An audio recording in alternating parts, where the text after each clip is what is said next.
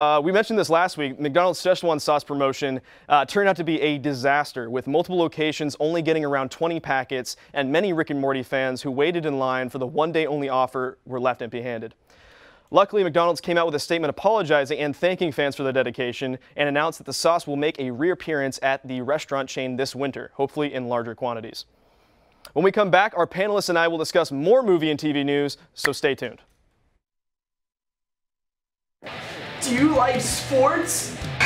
Do you like reading about sports? Then we got a sports blog just for you. Stay on my peripherals. That's not far.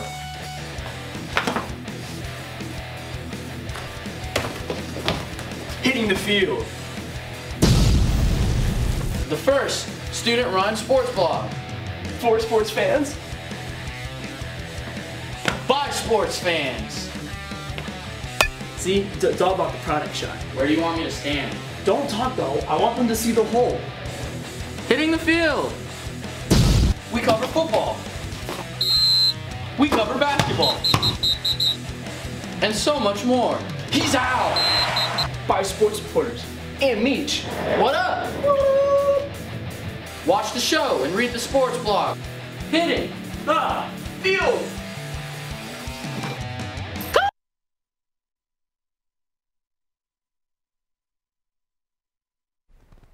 Okay, I don't have time. Hey! All right, welcome back. We're going to get into our news discussion segment. So, all that stuff that I talked about. What do you guys want to discuss? What's big in the news in your mind? Well, I really a lot of trailers that came out. Yeah, like that Pacific Rim trailer. I don't know about you guys, but I told Matt, and I felt like it looked like a lot like a Transformers trailer. It really did. Yeah, really? It's kind of. I think it's pretty clear that we're not getting the same director as Guillermo del Toro. Is now behind the helm. I agree with that. Like the style that Del Toro brings, that he brought to the first one, definitely wasn't there. Yeah. But I don't think I'd say to go as far as it looked like a Transformers movie. I mean, I'm not looking for a masterpiece when I see Pacific Rim. I just want to have fun. I think I like John Boyega in the role as Idris Elba's son. Yeah. He finally gets to use his British accent again. Yeah. That's a thing. So John Boyega is going to be Idris Elba's son. He's his son. And then everything that they said from the panel at Comic-Con with the director, Stephen DeKnight, he came out and he said that it's really about, like, it doesn't matter where you're from, like, what's your color, what's your religion. It's about once you're in that suit that you have a job and that you have to go and defeat these monsters.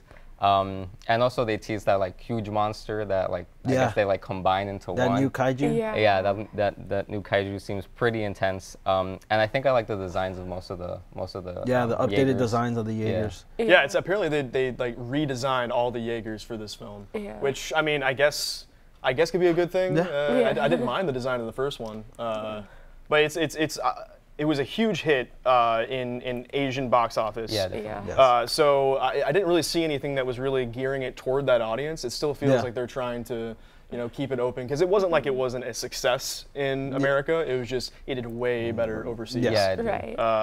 So what about the Last Jedi trailer? Without giving too much away, because again, I don't want to know too much about it. So excited! I'm so excited. Yeah. What do you think about it? I definitely, coming from like Star Wars 7, I'm just really excited. A lot of like chilling moments, like I was watching it and like I'm getting goosebumps and I'm like excited to see what happens next. It's gonna be really interesting. I heard there was a video of Carrie Fisher's dog watching the trailer and reacting to it, which I think is just awesome. I'm very looking forward to. If I'm not looking forward to this movie for any other reason other than to see Carrie Fisher's final performance. It's going to be, I don't know, it's going to be heartbreaking. It's going to be heartbreaking. For sure. Yeah. I think it was a great trailer. I did read all of Rian Johnson's tweets about avoiding it, and for a while I was like debating. I didn't watch it as soon as it dropped because I was debating. I was like, should I? Or should I avoid it? And every time I go see a movie, run out of the theater when they play it before. I used to do that, actually. I'm not too crazy anymore, but I used to do that. I couldn't lie to myself. I can't see it. I had to see it. There's definitely a lot of moments afterwards where I was like, if I maybe I shouldn't have watched it, but I don't regret it. I took his word for it. I just was like, Yeah. you know, I want to go into it 100% clean staying if I clear. can. But as a huge Star Wars fan, I know that a lot of it are misdirects and like really clever editing. Yes. That's true. So all the theories that have come out of it, all of them like are okay with me. Like either way they go, like I'll be fine. And like I was at Star Wars Celebration and I saw the trailer that they premiered there, and I got the same like vibe, the same. They're going for a way different tone because a lot of people had issues with The Force Awakens, that it was like a rehash and whatnot. But I think Rian Johnson was able to make the movie he wanted to make with The Last Jedi. Interesting. Yeah. So we're excited about that? Yeah. Of course we're excited about that. Exactly. It's Star Wars. And the Justice League trailer, that was it was interesting to see kind of where they're going with this film in a time where the DC films aren't really, they don't have like the same kind of formula as Marvel did. Yeah. Marvel found a formula, it stuck with them, it worked. They're still trying to find it seems. Yeah. I think the inclusion of Joss Whedon is still shining through this trailer. What do you guys think? Yeah, I mean, I don't know how you guys feel about it, but I think I have a minority opinion where I'm not that excited for Justice League just yet. I mean, I don't hate the trailers. Like I hated a lot of the Batman v Superman ones because they revealed a lot.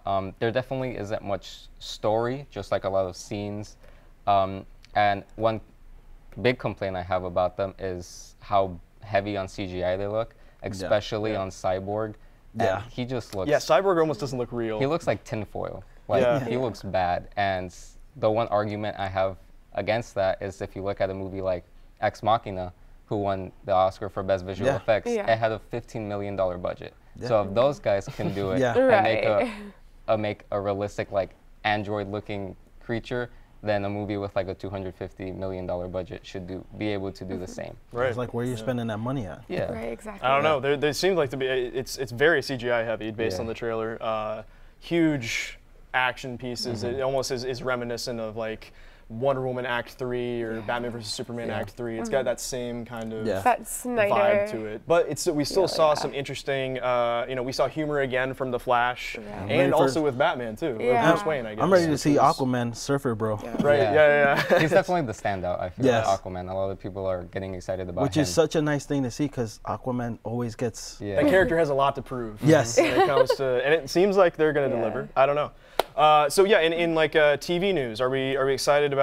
Do we have Walking Dead fans here? I do All right, some people kind of walked away from the series, but it is cool that they're finally crossing over with their sister show. Yeah. Not in a big way, but it's still. Some crossover is always good. Yeah. Exactly. We like seeing characters from different things. Crossovers are fun to watch. It's not going to be a big thing though. It's going to be just one character. Yeah, but I still think that. Yeah, it's nice seeing the shared universe come together. Exactly. Right. Now, are we bummed about Punisher? Are we?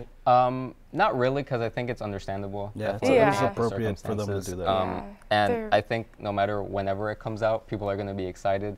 Especially, I haven't seen The Defenders, but I know it wasn't like what people expected it to be. And the Marvel Netflix shows definitely have been, I feel, going down in quality. Also tying into the Luke Cage new images with Iron Fist. So like Daredevil season 1 and Jessica Jones were like the highs. Season 2 of Daredevil I also loved.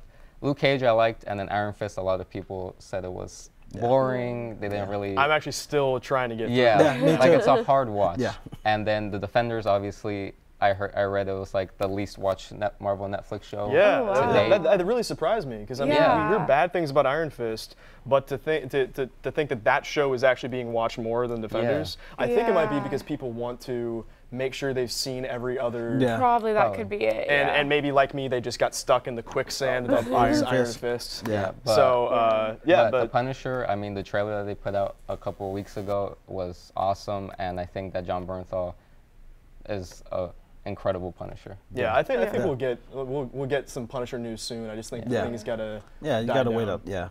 Just gotta wait. Yeah.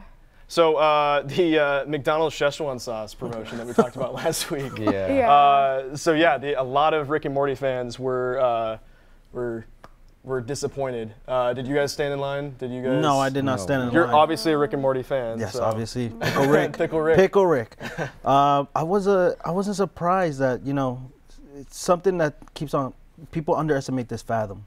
Yeah. And like, I heard some places got only like 10 posters and 20 packets of Szechuan sauce. Yeah, Like, it's ridiculous. crazy. It's, Yeah. like I'm a new Rick and Morty fan. Like I started watching it like last week, and I've already binged. Oh, wow. And so, because it's a great show, and I'm not Yeah. usually a fan of like comedy animated like Simpsons and stuff. Like Yeah. like I know what they are, and I've seen a couple episodes, but I've Yes. never like run through the whole show, because Rick and Morty has like this really strange continuity with it, because Yeah. they always bring back things from old episodes and stuff. And I don't know, it's just like the style of like that sci-fi and movie references, Yeah. and it's like it's so aware of itself yeah. that I think that's what a lot of people like about it.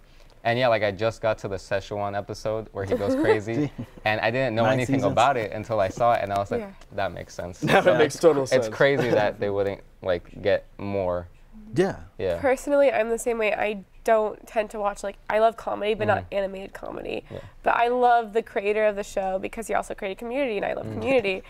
So, like, I've been meaning to just, like, sit down and watch it. That's Yes. exactly what got me into the show, is that I Yeah. was already a big fan of Community, and knowing Right. he was like the same thing, I'm like, Yeah. it's got to have his brand of comedy, His and brand, I'm yeah. on board for it. So yeah, so if we didn't, I don't think any of us here got any of the sauce. No. I didn't think about it until too late, but it's coming in winter, so we may have a chance to get it again. Maybe you'll be a super fan by Exactly. then. It Maybe only I took him a post all week. of it. Yeah. So I mean, Just Yeah. do it in it'll a be week. fun. Yeah. So there's a lot of new stuff that got announced, though. Are we excited for anything? Like Rush Hour 4 came out of nowhere. Yeah. Yeah. Yeah. Jackie Chan said, "Let's do this before we get old." Yeah.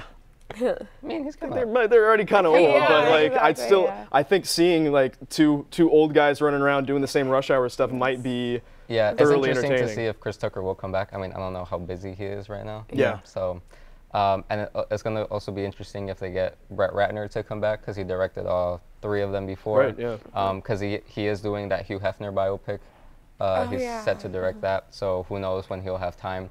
But if they do it, I'll be excited, or mildly excited, but I don't think it'll be like this big thing. If they can just like bring it down more to like the first movie, I think it would be Yeah. good. Yeah. Not a big budget. Just, Yeah. Yeah. Right. Yeah, I really enjoyed the first movie, and I feel like it kind of waned after a Yeah. while. So, but I think it's been enough time. Their chemistry is really good together. I Yeah. think it's going to be something great if it does get off the ground, because we don't know. Yeah. A lot of these things that I said were like announced or kind of like some of them are rumored to be announced, like the V for Vendetta TV Yeah. show. Right. Were you guys fans of the movie? I Yes, was a fan. I love Yeah, the movie. I really like the. Do you think it would work as a TV show?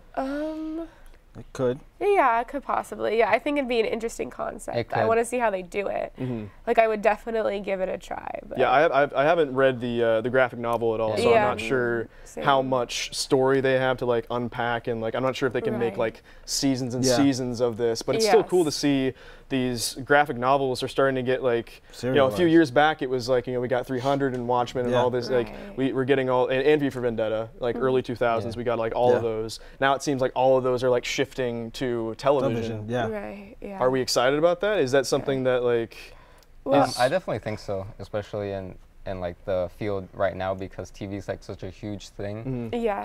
Yeah. And I feel like less and less people are going to the movies. Yes. Yeah. And just watching Netflix and stuff, which was also a thing with them increasing their prices soon. right? Yeah. Um, Netflix is increasing prices. So Yay. I feel Yay. like yeah. Yeah. So with V for Vendetta becoming a show, I think it's possible, especially with the people that are rumored to be to run it, which is Channel 4, a British network, which they started Black Mirror, Yeah. which Ah, became yeah. a really big popular show. I mean, it's Emmy award winning now. Yeah. So Yeah, I think speaking of there's Black Mirror, potential. that actually is going to be. It's rumored. It's Yeah. not. Yeah. It's just a rumor, and I think it seems like the showrunner has kind of just said no to Yeah. it. It's like it's still rumored, but like they're like no, we because they were brought up like the idea of like you can make these Black Mirror show into like a feature length film, and they were kind of like what we're already doing. We're kind of already doing like. How many episodes come out a season? Like only a handful of Yeah, episodes. like 6, I think. Yeah, so Yeah. they're making these like They're short movies Yeah. already Yeah. that they're like, we're good. Yeah.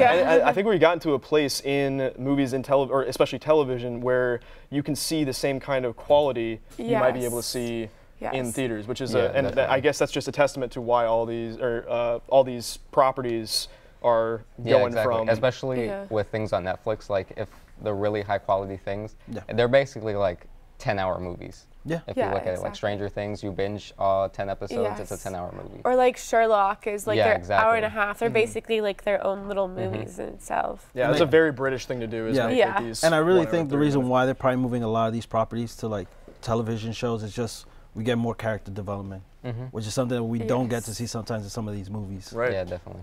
Only movies that have like long franchises, a lot of like Yeah. installments or Right. like a universe, like the the Yeah. comic Yeah. book movies, really are the only ones that are really able to Yeah. have that kind of Character arc. character arcs and payoffs and stuff like that. So I'm all on board for high quality television yeah. series because I mean it's getting Yeah. like with Westworld kind of like breaking records for how Yeah. much money they spent on that first episode Yeah. alone. Yeah. And then Game of Thrones basically being this like multi movie that Yeah. they shoot Yeah. throughout the year. It's, I mean, it has a movie budget, like, basically. pretty Yeah. much. yeah. Yeah. And that's part of why they're Pushing it being back. delayed. So yeah, they're pushing it back to 2019. We're not gonna get Game of Thrones till 2019, the final Yeah. season. Yeah. No surprise there. No, it makes sense, but it was easier for them before to be shooting simultaneously Yeah. because you had so many different like storylines going on at Yeah. the same time, and now they're all together, so they Yeah, can't like everything's shrunken up. so overlap it small. all. So it's like they have to film all these chunks. That plus the fact that most likely the final season is going to have a lot of huge battles, big budget, like scene. It's not going to be any more Right. just like talking and scheming anymore, Yeah. like season 1. Yeah, and they So also that costs a lot of money. and they also said they were gonna wow. shoot multiple endings Yeah. to try to Oh, throw That too, people but I it's off. going did to be read very that. expensive Yeah. if they do that. Because they Yeah. didn't want any of the cast members knowing which was the actual ending, which is I Right. think is smart because I get writing it, Yeah. but like making Actual like shooting footing- multiple. Yeah. Yeah. But I'm like, what if their cast members talk though? Like I know they're all contracted to not talk, but we're That's all true. human. We let things live. That's true. There have been some very cool social media stuff that they've posted in the Yeah. like, Exactly. Yeah. like Amelia Clark and what's his face that plays John. Kit Kit Harington. Kit Harington, Yeah. or like him like flapping his cape, Yeah. like they look like they have a lot of fun on set. So they Yeah. might, I don't know, it might get revealed, like you said, if they don't. Right. If they don't go the yes. route of shooting multiple endings. I know other television shows have done that before, like Parks and Rec had a big election arc where the main character was running Oh, for an really? election, and they actually shot I or didn't three know different. that. It was the episode was called Win, Lose, or Draw, Oh, and they wow. actually shot a Yeah. win, a Oh, lose, and a and a draw.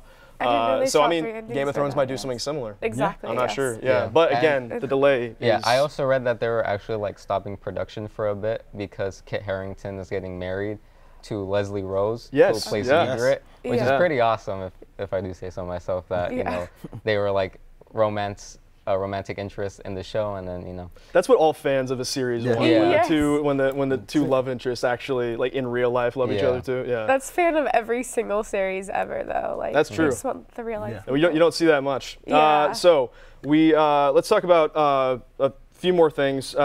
The Harvey Weinstein, just really quick. Yes. That's happening. Yeah. That's kind of shaking up. Yeah. Yeah, growing up, like I started like researching movie news when I was like in middle school. I always like dreamed of like working with him when I got to be an adult. And so like I don't really follow like sex scandals or like celebrity type things like that. But this was kind of heartbreaking for me because this is someone like I looked up to growing up who produced some of my favorite movies, and like this is so tragic that he did these so many decades and he got caught and well, he should have gotten caught, but I'm saying that he was doing this and he didn't get caught sooner. Yeah. They didn't come forward sooner, especially I think Gwyneth Paltrow was even involved. Yeah, it seems like. Yeah, it's- Angelina Jolie too. Angelina Jolie, these women were so afraid to come out because this guy had so much power. Yeah. It's really gonna be really interesting to see how this heartbreaking, yeah. changes up the landscape of Hollywood and his Yes. company. But that's Yes. actually all the time we have Yeah. for news discussion. So when we come back, we will actually be reviewing Blade Runner 2049, so stay tuned. Today, when you have multiple devices at your fingertips, wouldn't it be great if you could run the software you need on all of them? Well, now you can. UCF Apps is a new and innovative way for you to access the applications that you need to get your coursework done from any PC, Mac, tablet, or smartphone. For more information or to give your input on UCF Apps, go to apps.ucf.edu. What are you waiting for? Start using UCF Apps today. Do you like sports? Do you like reading about sports? Then we got a sports blog just for you. Stay on my peripherals. That's not far enough.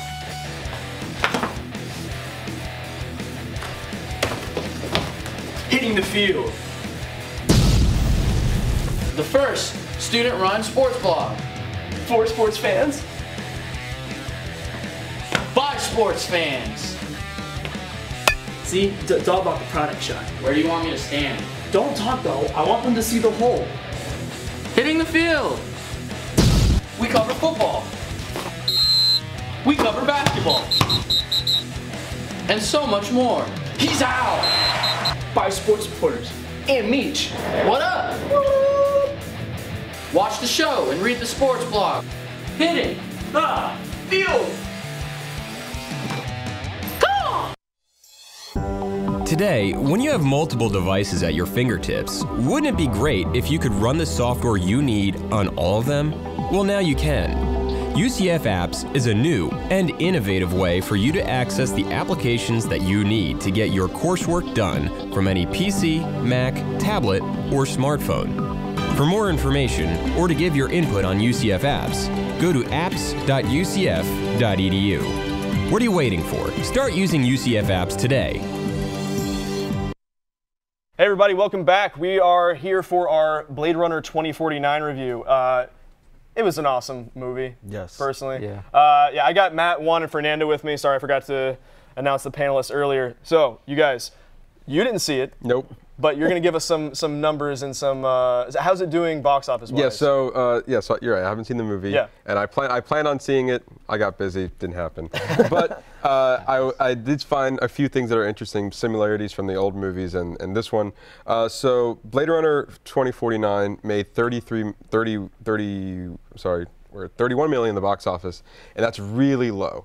That's like with the 150 million budget of a sequel for a very like niche popular fan group, that fared pretty low in my opinion. Yeah. And a lot of reasons, even though the movie made critical success, a lot of critics loved the movie, is using the phrases masterpiece, visually stunning, everything, scoring an 88% on Rotten Tomatoes. It's doing pretty well that way, but I mean 31 million is really low, mainly due for the fact that it's a long run time, almost 3 hours long. It's rated R. Also, it doesn't appeal to a lot of people. Yeah. With the rated R rating, a lot of people can't go see it. A lot of younger viewers, a lot of connectivity. It really niches to a particular audience. So it's true. Yeah. Unfortunately, it didn't fare that way. I just want to do a quick comparison to the original Blade Runner, which also didn't do pretty well. It had a $28 million budget. It only made 33 million. So it barely, got a little bit more than what it had. Yeah, at least it didn't lose money. Yeah. But it still was like very, like you said, it was niche. People didn't get it back then. Yeah. And also it has like an interesting, history of having 3 different iterations of the film, like 3 different cuts. I think it's more known for that. The actual cut is known than as like the movie. worst one. Yeah. So, that's true. Yeah. But yeah, when I first heard about stuff about this movie, it was like I was only hearing rave reviews. So I thought, with all this talk of like Rotten Tomatoes is ruining, box office, numbers because Rotten Tomatoes will put out a bad score for a movie and then it will do poorly in the box office. And these filmmakers are like, this aggregator is kind of ruining our success in the box office, but then you see something that's doing super well on Rotten Tomatoes, certified fresh, falls flat on the box office. Yeah, exactly. So is that something that we really think is something that is a factor? Well, with Blade Runner, I think it's a very unique situation because of the like niche fan base of it, and like how some people, if you haven't seen the first one, you feel like you're not ready to see the new one. Because I had a personal friend of mine who hadn't seen the first one, but she was excited to see it, and she went in and she was like super lost, super confused. She ended up liking like the second half more, where like more of the action happens. But yeah, I feel like the box office numbers are really disappointing. It did a lot better overseas. Yeah. And maybe it might make its money back. I don't think they pushed marketing that much to where it cost that much because they did keep a lot of it secret, and it's kind of hard to spoil. the actual movie because the plot is kind of a spoiler in itself. Yeah. Yeah, they did a good job of keeping the Yeah, plot they under did. wraps. I don't know anything about this movie. That's awesome. Yeah. Then again, I was lost when I saw the original Blade Runner, Yeah. so I always thought this would just fit the tone for me. Yeah. Yeah. It's speaking to your point, I do think that the movie does a pretty good job of like keeping you up to date on what happened in the previous film, but I think that there are definitely moments where you're going to want to have watched the first Yeah. one because it's not going to have the same kind of impact if you Yeah. don't. It's just, I mean, that goes for a lot of things, but of course we're not going to spoil anything, but just like the people they put in, the things that happen, it just really, it's going to benefit you if you see the first one first. And luckily you have. So Yes, when you I get have. around to it, you'll You're right. I you'll mean, be even able though I to- didn't like the first film, I do want to see, and especially with the director, his name is very Denis long. Villeneuve? Thank Denis you. Villeneuve. Yeah, I would never be able to pronounce that. French guy. Yeah, French guy. Yeah. With movies like Sicario, Prisoners, and Arrival, which was a big hit last year, and in the Oscar poll as well, a lot of nominations for that movie. And I feel like from what I'm hearing so far, and you guys can discuss this in a minute, but the cinematography in that movie, just by looking at the trailer, looks pristine. Yeah. Oh, yes. And you even made a good quote when we were talking earlier. You said that you can take any frame from that movie, put it on a picture, like take a snapshot, put it on your wall, and it could be anything. It really Yes. beautiful imagery. It's like each shot is like candy almost. Yeah, and then each- to have not only for that to be very good, but the sound design. Oh, yes. Yeah. Yeah. Especially where we watch it. We watch it in the RPX. Right, theater. yeah. RPX theaters have subwoofers Woofers. in the seats. Yeah. So it was crazy bass. 'Cause Yeah. You guys went to see the double feature, right? Yeah, Yes. And I did too, like without knowing. We didn't even know you were there. Yeah. And it was crazy, like the bass and like the sound and like that huge screen made it like so much Yes. better. And I also really liked how they use light the same way in Yes. the first film, because in the first film it's big on like light and shadows and that sort of stuff. So in this in 2049, the way Roger Deakins is Yes. a master. Like He deserves the Oscar for cinematography. yeah, if he doesn't win this year, then he's not winning at all. Because like they must have some vendetta against him because he's been nominated dozens of times. Yeah. He has to win. It's this like year. it's another DiCaprio situation. Yeah. it's like when is this guy going to get an Oscar? Not It's is not this if, guy yeah. ever going to get an Oscar? Now, I'm coming on the outside looking in, and I kind of want to ask a few questions. How was Harrison Ford in this movie compared to what his performance was in the first movie? He brought it in this movie. Yeah, he Yeah, brought it's it. very good, but like his presence in the movie is not as. He's not the main character. Yeah. Yeah. He's a big character in the film, but it's clear that Ryan Gosling's character is the main character. Yeah. And we don't even see Harrison Ford until probably The second half. at least Yeah. like maybe around halfway through the film. That being said, it's a long film. That Yeah. might turn people off to it. I didn't particularly mind it. It feel like it flew by. There was Yeah. a lot of things that had you questioning and a lot of different. And again, just like you could just pause the movie and Yes. like whoa, like it's Take yeah. any frame from that film and it's a great poster. Right, but like again, the time frame might turn some Yeah. people off to the movie. That's true, but I'm not gonna lie. A 3-hour time period does seem like long. it's always off-putting to me, especially since I didn't particularly like the first film that much. Yeah. So me going in, and that could have been the reason for these box office numbers as well. And you see a runtime like that, and you're like, I'm not sure. We were talking. I forgot who it was. We were talking to somebody backstage, and we're like, oh, I wish I could contributed because it was a low box office number. And I said 3 hours, like, oh, maybe I'll get it on Redbox. I mean, some people want to sit at home for that, not in the theater, because you can get a little antsy after 3 hours. Yeah. true. Yeah. Well, going back to Harrison Ford, I do think that this is probably one of his best performances he has. Like, What? Yeah, like when he came back for Force Awakens, right? Everyone was like, how's he gonna play Han Solo again? And he brought it in as Han Solo, right? Like he transformed back into the character. And in this one, he became Deckard again. And yeah, he's not in it for that much time, but the time he is in it, he like nails it. And there's even like some talk, like I don't know if you guys would agree with me, but like for an Oscar nom, so Stallone did it for Creed. He came back and he got nominated. So I don't know for supporting. I'm not sure. I'm not sure I for think this this. movie will get a lot of Oscar nominations. And stuff. Yeah. I think it might even go the route that Mad Max did, Yeah. and kind of For Best take a Picture. lot of these technical awards as well as maybe being nominated for Best Picture. Yeah, 'cause- but I don't know. I don't see Harrison Ford. He's Yeah. good in it, but that wasn't like the shining performance in Was that, there in that one? movie. I'm not sure that there was. I mean, it's not like the acting was bad, but when so many other elements of the film shine through, like the cinematography, the sound design, just and like the plot, like the philosophical issues it brings up, it kind of, to me at least, it seemed like the performances kind of took a backseat, or they were like peripheral. I mean, they were great, don't get me wrong, but it just seems like it was. I like Joy.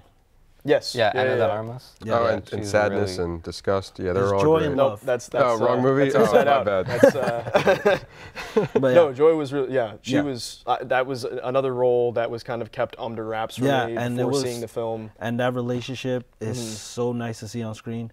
But the biggest thing that I took away from this movie was just that it was able to capture like the production value that the first movie was able to do, and you could see where it was nice seeing practical effects on stage and them get that atmosphere that the first movie was able to capture. It's nice to hear that you said practical effects, because a lot of movies, at least now, I mean, they had it with Mad Max, Force Awakens, and now I'm hearing with this one. I'm sure other movies as well, but like the fact that we're still using practical effects sounds nice. Yeah. Instead of just CG all over the place. At least, you know, they're building sets, they're making it look as real as possible. Yeah, it definitely grounds the and definitely from the first movie that created this world that's like that's like known for being like this dirty, lived in world, and then being able to create it again, and Denis did it in such a great job, and expanding it, we know it feels like it's 30 years in the future. Yeah. But it still feels the same, which is pretty impressive. It was cool to see like old companies that were in the original one like show up again. Atari makes an appearance. Like when you're going through the shots of the city, Los Angeles, you see, or in the original you saw Atari, you saw Pan Am. Nobody remembers Pan Am anymore. Coca-Cola. And Coca-Cola. We know Coca-Cola. That's still like the only one still around. But it was cool. I wouldn't say fan service, but just another attention to detail to like have a shot and you can see a Pan Am building. Even though it doesn't exist anymore in our universe, it's cool to see that. It's nice to see that continuity. Exactly. Yeah, that was really nice. And going back to performances, though, I will give props to Jared Leto. Yeah. I thought that I did not like his Joker. It's usually hit or miss for me when it comes to his performances, and I didn't know how I was going to feel about him playing Wallace in this movie. And there was just something really creepy about it. Like I was more creeped out by him in this movie than I was by the Joker, and I'm not sure that's a good thing. But I don't know. I really liked it. I really liked his dialogue. I didn't like I didn't like Jared Leto's performance too much, but I really liked the dialogue they gave his character, because some of the things that he just says are so haunting. It's just like, wow, really? That's where your level of thinking is. Yeah, I think maybe it's like the how like he has like the contacts in for playing a blind guy, and then he's got those robots that see for him. It's a very creepy prospect that he can just like let these robots kind of like go around somebody and he can see all angles. Yeah. It's just like, I don't know. But I do think that, I mean, I'm not sure it's Oscar worthy, but I did really appreciate his performance. Oh yeah. I think it's probably one of the better, it's definitely a fantastic sequel in a day and age where a lot of sequels just like want to set up even more movies or give more fan service. I think this one, it's really its own movie, and that's heavily to do with Denis. Yes. Because he's like, and especially because back in the day we had like all these like masterful directors like, you know, Hitchcock, Spielberg, and now we're asking the question, who are those directors going to be today? You know, we have Nolan. He's definitely one of them. And now we have Villeneuve, and he's gonna be something. I'm surprised he hasn't like won an Oscar yet. No, I mean, so far this is his fourth movie he's directed, if I'm not mistaken. Fourth, like one in recent memory. And and like it's like the four I listed earlier. But yeah, I think it's the same question of when he's gonna get an Oscar, not if. Yeah. Because I feel like that he will get one eventually, and I'm not too surprised, but you know, Arrival was definitely obviously an Oscar nom. Yeah, that was I definitely would put him in the same class with Christopher Nolan. Oh, nice. I would too. Yeah, you can definitely tell that he's got a certain style about it, which is also something I was kind of unsure about going into this movie. That like it the original was by Ridley Scott, and I think would be in that class of like Hitchcock and Spielberg, that like you're going to get like a Ridley Scott film. He's done very different things, but he's a very established person in Hollywood, and to see him kind of just take a back seat and just produce this and let Denis Villeneuve do it was an interesting choice. But I think that it paid off. I think it'd be interesting to actually hear what he what's his name? I just said his name. Ridley Scott. Yeah, Ridley Scott actually thinks of this new movie. Well, I mean, it's kind of interesting to see that compared to his other franchise, Alien, where he decided to take the full reins of because he didn't like the direction it was going. So the fact that he's letting another director do a movie that he did a long time ago and one that went through many different cuts, it kind of shows that he has faith in. Demi. Thank you. And you know, it obviously, based on what you guys are saying, it went into a right direction. Do you see it more movies? What do you mean? Like, do you see another sequel to Blade Runner? Possibly. That could be. I wouldn't want it though. I don't know if I'd want it, and also the question is, since this movie didn't do that well at the box office, That's true. Is there going to be? I mean, like again, critically, yeah, it did awesome, but with Denis, I don't know. There was talks about like spin-offs because it's like this huge world. You know, there's the off-world planets. Could they maybe go like start another storyline? Right. There's possibilities, but I don't know. They came up with like an anime short film to kind of bridge the gaps of the two movies. We might see more of that. We could see more in that world in different mediums. All right, quick final thoughts about the movie. I think it's probably a modern sci-fi classic. The directing is awesome. Cinematography is on point. Definitely going to get a lot of attention come Oscar season. Do you want to give scores, or I don't know if you guys give scores? You can if you want. I'd give it a 9.5 out of 10. Oh, wow. Awesome. Okay. All right, Juan? I definitely would say it's a cinematic experience, something worth going to watch in the movie theaters. Possibly RPX. Yes. A lot of bass. It's definitely worth the upgrade in seats and theater, so I would definitely give it a watch. Matt, are you convinced? Are you going to see it? Yeah, I thought Inside Out was a great movie. Nope. Not talking about it. Yes, I'm convinced. I mean, especially because you mentioned, like, I didn't know Jared Leto was blind, and I didn't know there was robots for his eyes. Okay, cool. They reveal a lot more than the trailer. I know, right? All right, so that's the end of our review for Blade Runner 2049. Good movie. You should see it. We recommend it. When we come back, we'll be discussing our favorite 80s sci-fi films. Today, when you have multiple devices at your fingertips, wouldn't it be great if you could run the software you need on all of them? Well, now you can. UCF Apps is a new and innovative way for you to access the applications that you need to get your coursework done from any PC, Mac, tablet, or smartphone. For more information or to give your input on UCF Apps, go to apps.ucf.edu. What are you waiting for? Start using UCF Apps today. Do you like sports? Do you like reading about sports? Then we got a sports blog just for you. Stay on my peripherals. That's not fun.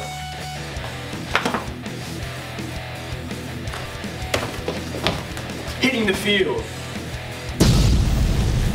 The first student-run sports blog. For sports fans. By sports fans. See, it's all about the product shot. Where do you want me to stand? Don't talk though, I want them to see the whole. Hitting the field. We cover football. We cover basketball. And so much more. He's out! By sports reporters. And Meech. What up? Watch the show and read the sports blog. Hitting the field. Today, when you have multiple devices at your fingertips, wouldn't it be great if you could run the software you need on all of them? Well, now you can. UCF Apps is a new and innovative way for you to access the applications that you need to get your coursework done from any PC, Mac, tablet, or smartphone.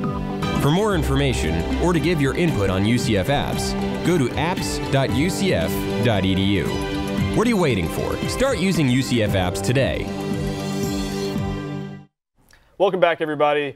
80s movies, big decade for films, a lot of people's favorites, a lot of fan favorites come from that decade, specifically science fiction. There's a lot of great science fiction movies. We got Tron, we got Star Wars Empire Strikes Back. But what I'm here to ask you is what you guys think, maybe your favorite, maybe what you think is the most influential film. But we're trying to get like this is like an appreciation of 80s sci-fi. So I asked you guys to pick a film, an 80s sci-fi film. What do you guys got? Juan? I picked The Thing. The Thing, by John Carpenter. Yeah. I would categorize it more like a sci-fi horror. Yeah.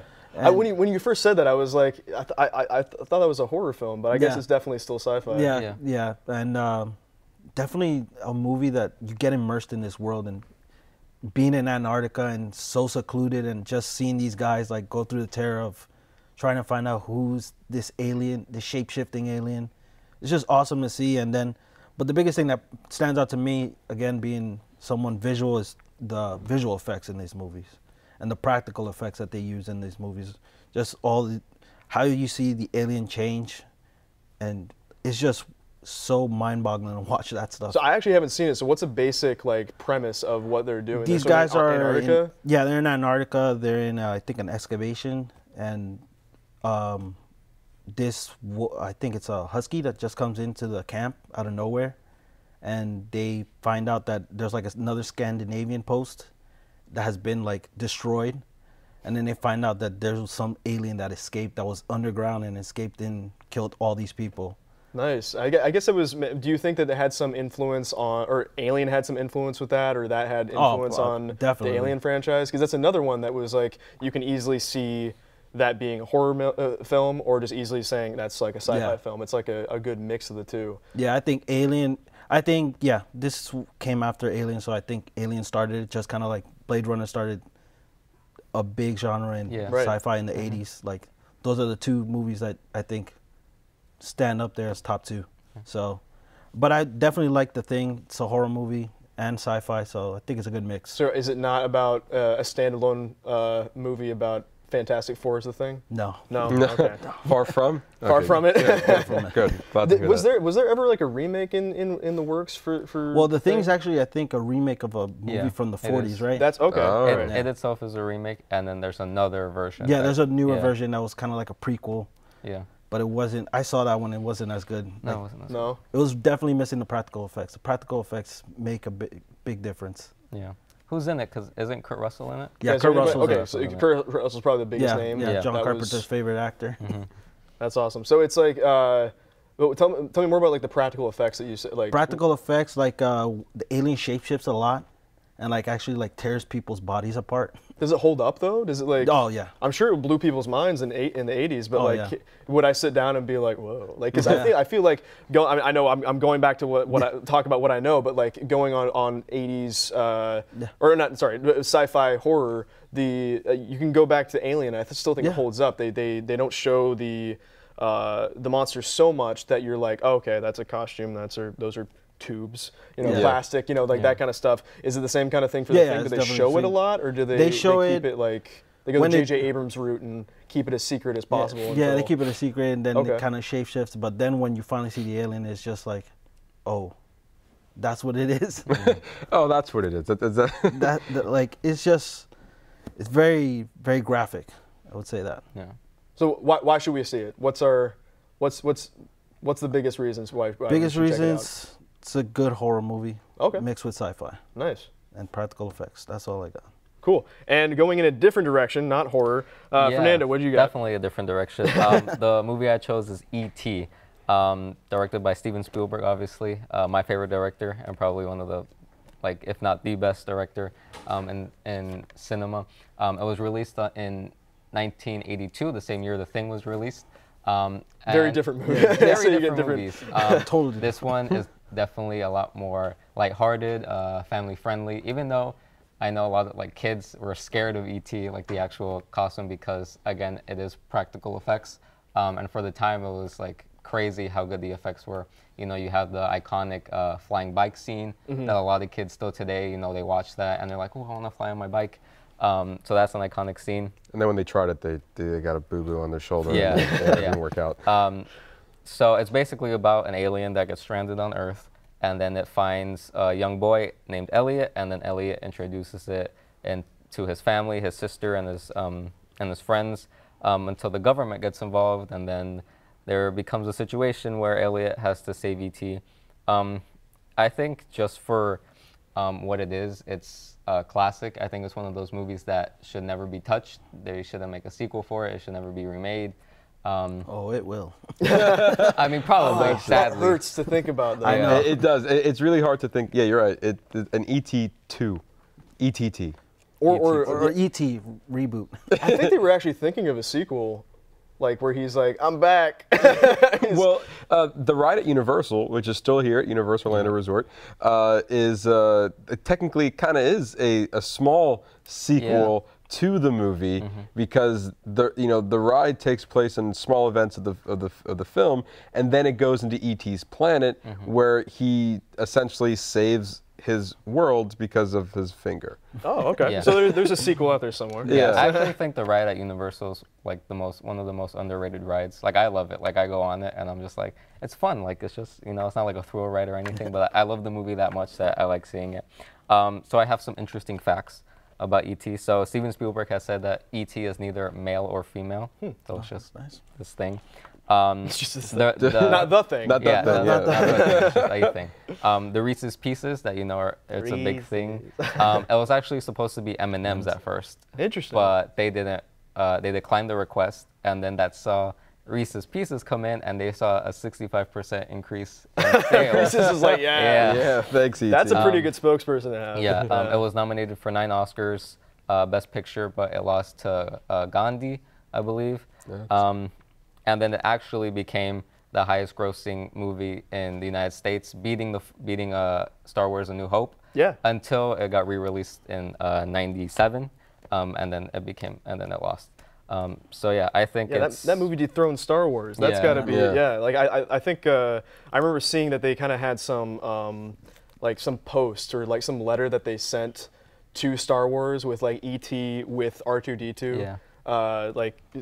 Star Wars sent it to Spielberg. It's like saying, like a friendly, like you dethroned us at the box office. Right. I think the same thing happened with Jurassic World. Yeah, Avengers. And Avengers. Yeah. Yeah, they were kind of like passing the torch in like a clever way. But that's pretty. I mean, that's impressive for that. I mean, that it was a. I mean, I love that movie. I wasn't alive when it came out, but like it was still like a household thing, it was experience that growing up, and it's a great like coming of age movie, a good like buddy movie as well. And it was funny when you were describing the premise, it could have easily been something along the lines of The Thing where it turns into some like horror, but instead they made some like a family movie around and I think that's alien life. What makes it so like timeless, where especially when it was released, because you had movies like The Thing and also Blade Runner that came out the same year, where if you look at what those movies did, they didn't do that well at the box office, and then this movie crushes it. So I feel like for the time, like a lot of people were looking for more like family-friendly things and stuff instead of like dark and like brooding type of movies. I think also, I mean, you kind of already said it, but it is in a time where pretty much you look at sci-fi, you think of like action, gritty, horror, monsters, and then you have this friendly alien. It's almost like, oh, it's Casper, the friendly ghost, but an alien to an extent. And then people took, whoa, this is a little bit different. So let's and that's probably why it made. And that's also a family film, which most of those other sci-fis were not. Yeah, definitely. It was like a breath of fresh air at the time. Yes, Matt, of course. I wonder what your judging by your garb, your attire. Yeah. What's your pick for 80s Well, sci-fi? it's no surprise, the best movie of all time. Okay, well, we're not going there. But. We're going there. It's Back to the Future, baby. That's what it is. It is. I love that movie, but yes.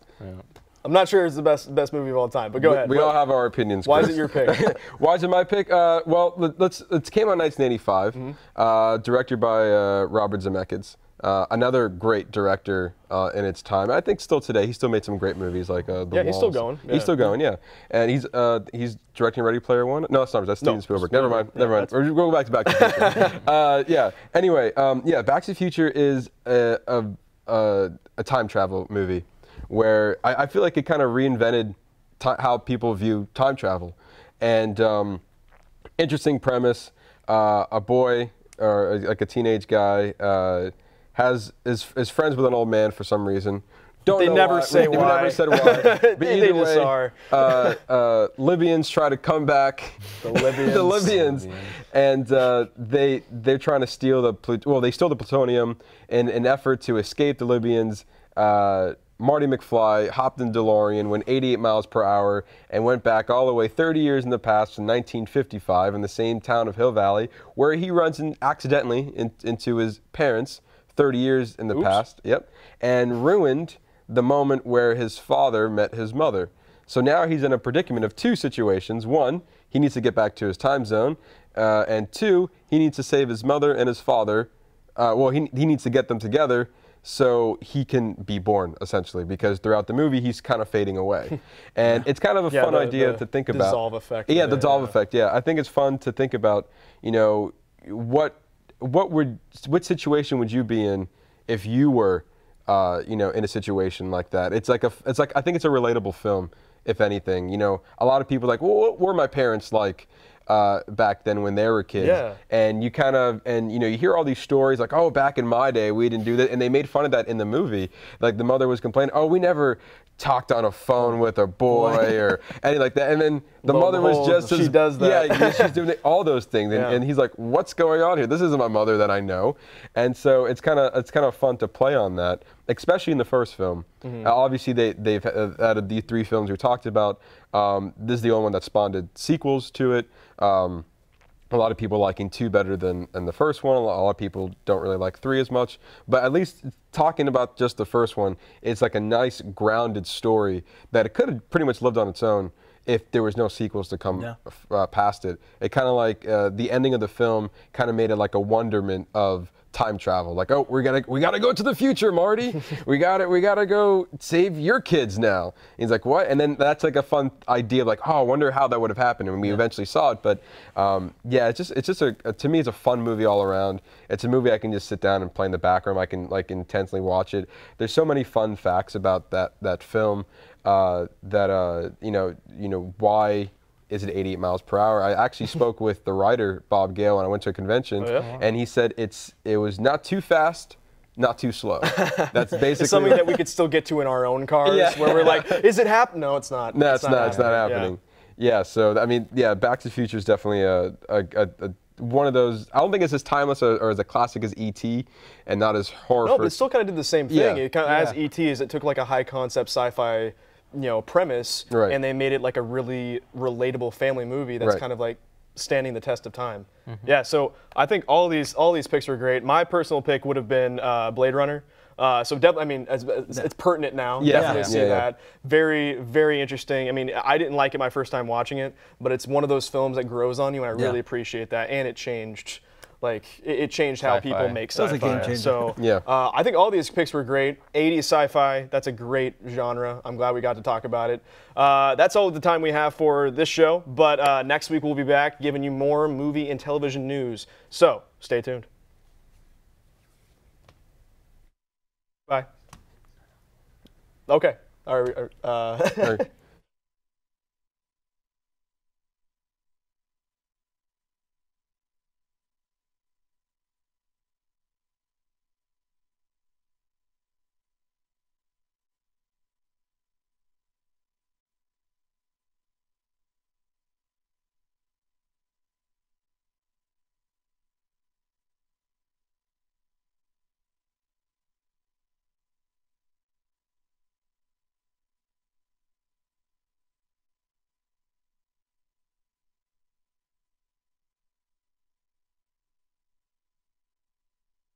That's incredible.